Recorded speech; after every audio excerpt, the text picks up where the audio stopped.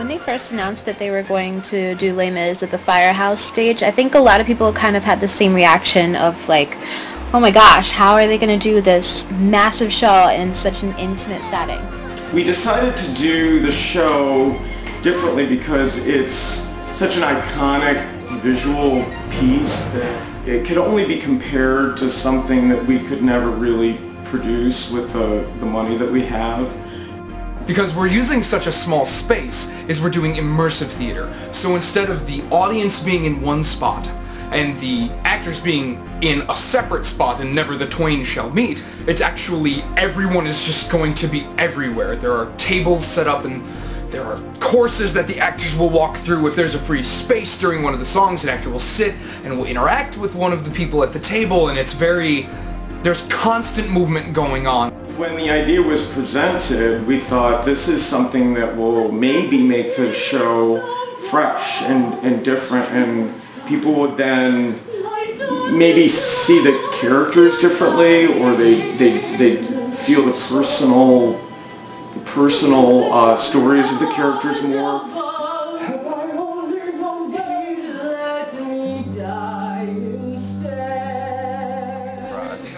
It's more real, it's more raw, and it puts the audience right in the action.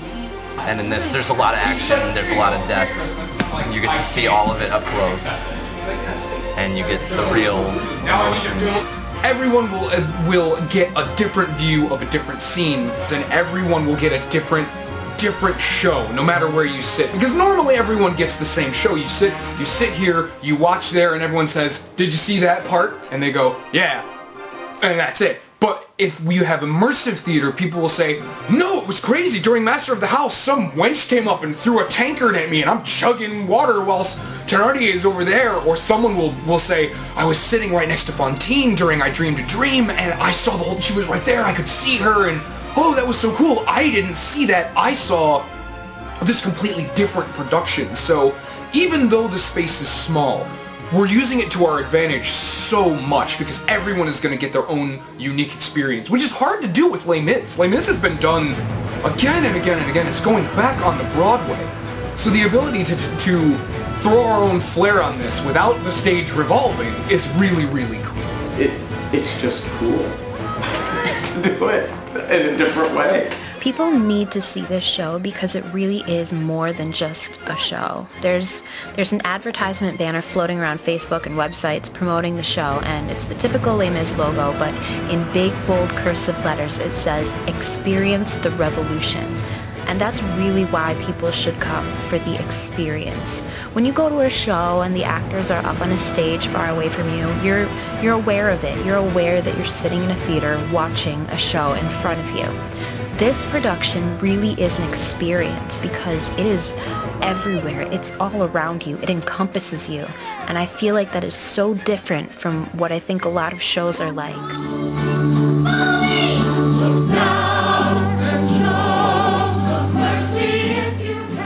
It just seemed like a cool challenge to do. You can kind of tell that SRO has wanted to do this show for a long time, just based on movements and choreography in past shows. You know, you can see that little hint of Les Mis sneaking in there, and so it's just really exciting that they're finally getting to be able to do it. And I'm excited to have audiences experience it because I feel like people are going to go, how could it ever be done any other way again, is what I'm hoping they'll say, at least. Bone in a moment of presence of light.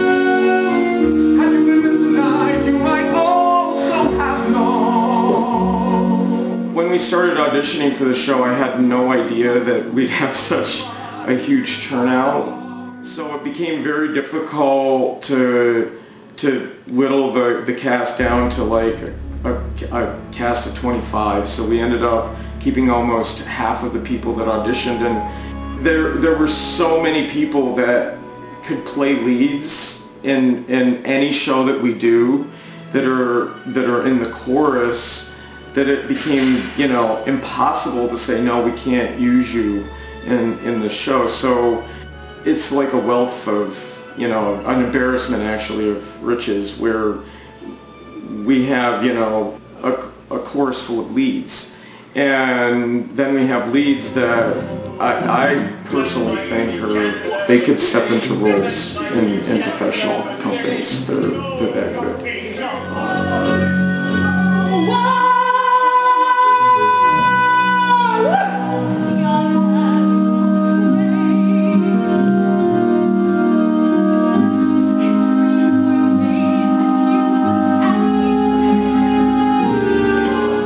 So, how lucky am I, really, to be able to work with a cast like that?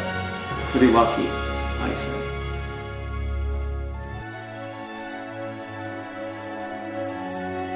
It's really, to me, it's always been with the show about the music and the way this particular music moves people. There's themes in the show that are relevant to so many different emotions that people experience. People joke about the show has a lot of death and sadness, but it also has a lot of triumph of spirit, and I think that that's the point, is that, when people give of themselves, they get so much more in return than they ever realize. And so I feel like it's going to be uplifting. They're really going to maybe see it differently. When the cast is around you, when they're close, you're going to see the emotion in those actors. And when you're that close, you can't help but feel it yourself. So that's what I'm hoping, is that people will walk away feeling uplifted and renewed, and it will change them in some way. And that's why I always do a show, is to change people, to make people think differently about the world and themselves.